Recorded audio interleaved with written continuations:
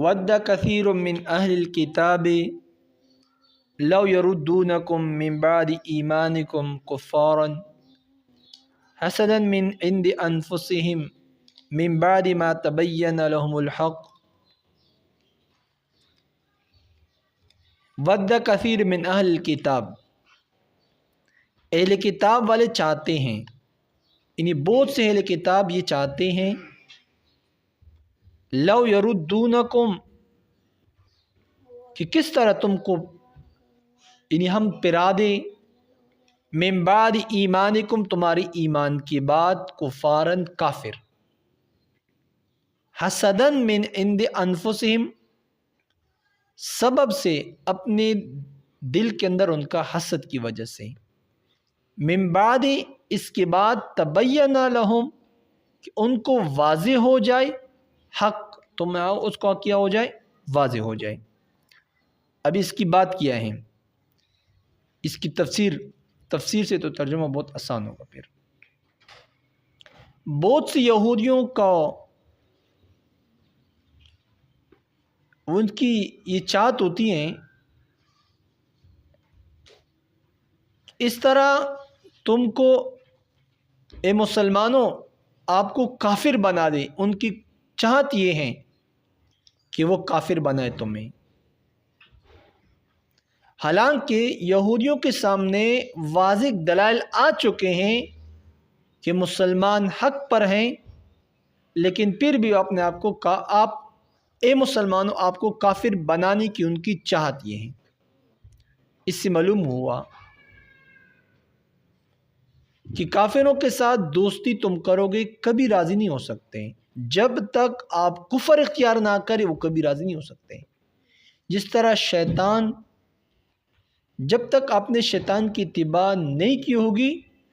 شیطان کبھی آپ سے راضی نہیں ہو سکتا ہے، تو اسی طرح کافر بھی آپ سے کبھی راضی نہیں ہو سکتے۔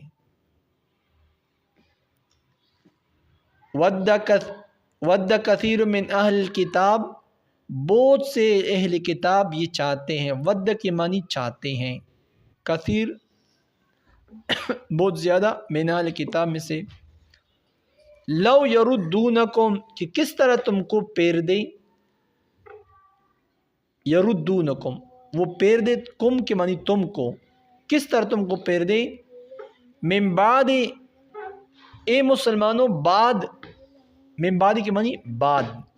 ایمانکم تمہاری ایمان کے بعد، کس چیز کو تمہیں پیرتا ہے، کفارن تم سے کافر بنانا چاہتے ہیں۔ کیوں کرتے ہیں، کافر کیوں بنانا چاہتے ہیں،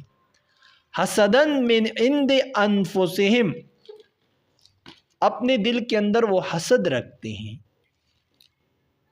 اس وجہ سے تمہیں وہ کافر بنانا چاہتے ہیں۔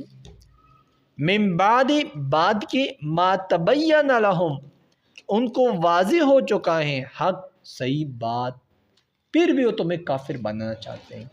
حسد کس چیز کا نام ہے، حسد اس چیز کا نام یہ ہے، ایک بندہ ہے وہ زید کے ساتھ گاڑی ہے، بکر کی چاہت یہ ہے